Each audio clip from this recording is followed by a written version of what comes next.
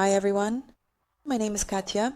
I've been selling on Amazon since 2018, and today we're going to figure out what virtual bundles are and who needs them. But I want to start with a backstory. Since about 2016, I lived in Germany, and when I started selling on Amazon, one of the first SKUs was single pots, or singles as we called them. So we were selling them, and it turned out that the smaller the pot, the better. I mean, nobody bought 6-liter pots and certainly not 10-liter pots. But the 2-liter ones were flying off the shelves. A 2-liter pot is just this tiny, tiny little pot. Like for one egg, just so you understand. I mean, it's 10 centimeters in diameter. It's a very small pot. And they were selling like crazy, both in Germany and in France. Then we started selling to America, selling those single pots. And right then I should have been more alert and noticed that the 2-liter pots sold a bit worse than the 4-liter ones.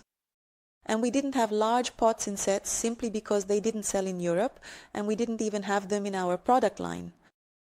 And at that moment I watched an episode of a Netflix series about tidying up, where Marie Kondo, the famous Japanese woman who tells you how to organize your home, went into an American house and said, "I'm going to get you organized, but step 1, let's get all your things out so they're visible, look at them, see how much there is, and then start decluttering."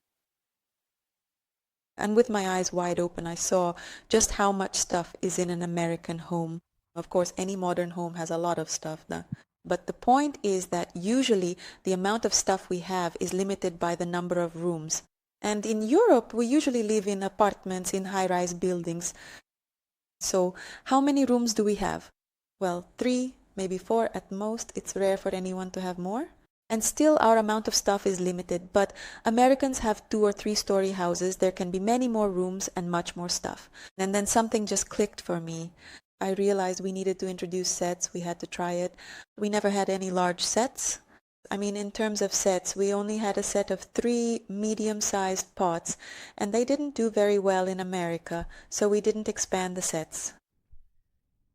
After watching that episode, I decided we had to introduce large sets. We started testing it out, and it really turned out that Americans have no problem buying an 11-piece set or a 12-piece set, like 6 pots, 6 saucepans, 6 roasters. Basically, they are open to large sets.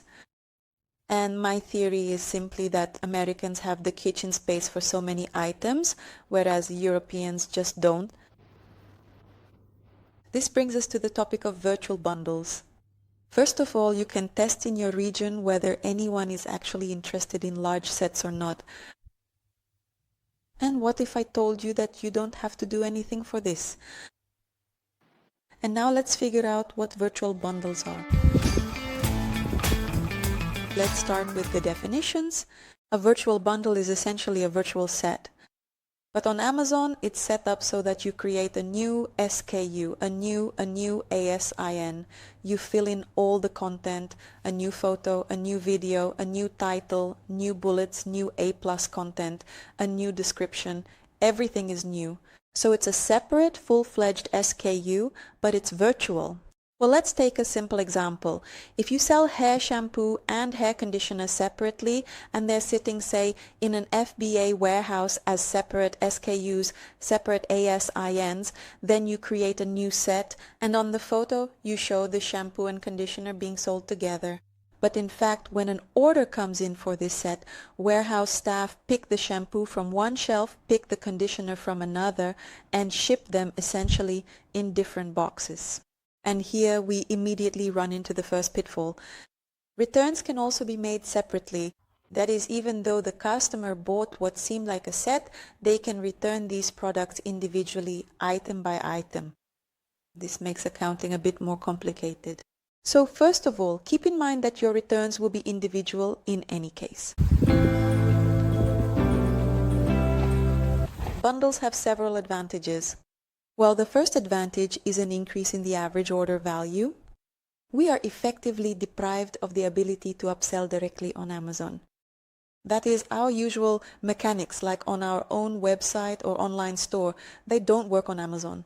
But virtual bundles are a great mechanism for increasing the average order value.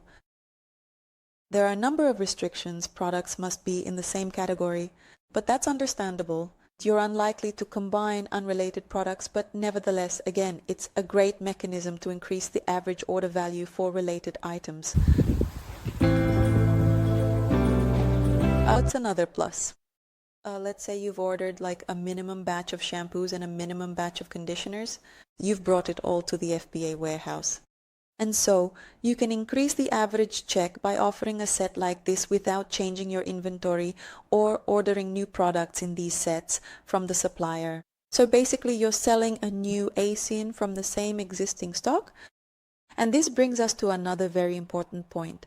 The more bundles you have, the more likely it is that for certain queries, the search results will be filled with your products. Of course, you need to monitor and check your SEO and your ranking. But theoretically, the more products you have, the more likely they are to appear in search results, and the more likely a favorable situation will occur where several of your SKUs appear for certain queries. And consequently, the more likely it is that a customer will eventually click on one of them and actually buy one. So having a large number of these virtual listings will in any case have a positive impact on sales. Well, if you do everything wisely, and of course you do everything wisely. Another advantage is testing different variations of sets. I'll repeat my story from the introduction. We were just testing at the initial stage. Are Americans ready to buy a set of 5 pots? Oh, they are. And are they ready to buy a set of 6 pots? Oh, they're ready for that too. Maybe they're also ready to add a saucepan? Because, for example, in Europe, there's no demand for saucepans. In our countries, for instance, in Russia, there is such demand, but in Europe there isn't. Yes, it turns out Americans like them too. Oh, and maybe add a kettle for gas stoves? Oh, no, a kettle isn't needed. Kettles aren't needed. Although, for example, in our countries, such kettles are extremely popular. This way you don't need to order, say, 811-piece sets. That's a large sum. It's an expensive product to purchase. And multiply that by the number of units in a minimum batch. That's really big money. And to bring it to an Amazon warehouse only to find out the set is a failure, that a kettle was included and nobody needs kettles in America. So the whole set just sits there unsold until you drop the price to like cost and so on. So discovering this at the end, after you've already brought in expensive goods, would be very sad. But testing virtual bundles like this is a really great idea. If anyone isn't doing this, you should definitely adopt it. Okay, and I'll tell you about a few pitfalls. First, if one item from this set runs out, meaning it's out of stock, then the whole set stops selling. Well, more accurately, the entire set is considered out of stock, and that's it. It stops selling and drops in the rankings. So, for example, if you have a set of 2 items, then both items must be in stock. If suddenly the price changes for one of the items, Amazon will not automatically change the price of the set if this item is part of the set.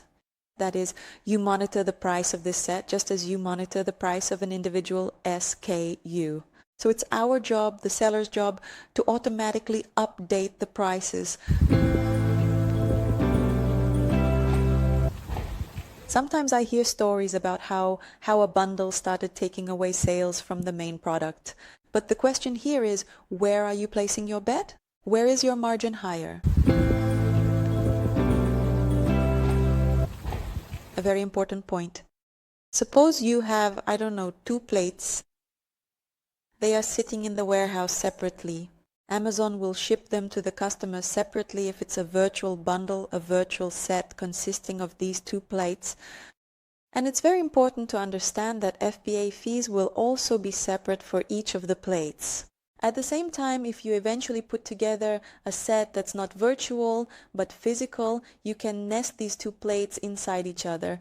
And the FBA fee will, of course, be, much lower because you packed them smartly, nested one inside the other, and sent them as a pair rather than when you ship each plate separately and pay the FBA fee separately. That's why I recommend virtual bundles as a way to test sets. And as soon as you realize that, great, this set is working, you definitely need to create a physical SKU for this set. Then you already think about how to pack it smartly. Well, maybe there's a situation where the items don't nest into each other at all, and the FBA fee, whether combined separately or together, remains about the same. But usually items still nest, well, nested items fit into each other, so keep an eye on that. It's a very important point. Let's repeat once more. There's a huge plus for SEO. The more of these virtual listings there are, the more the search results for a certain query will be filled with your, so to speak, listings, even though they are actually virtual. So that is why big brands, they use dozens of these virtual bundles. Use them too. It is important to understand that virtual bundles are only available to brand owners, so private label, as usual, has its own advantages. If you're a private label owner, please use it. Don't forget about this tool. Let's recap. Virtual bundles are available to private label owners, and it's a great way to increase the average order value or to test different product combinations in a set. Happy selling. Bye-bye.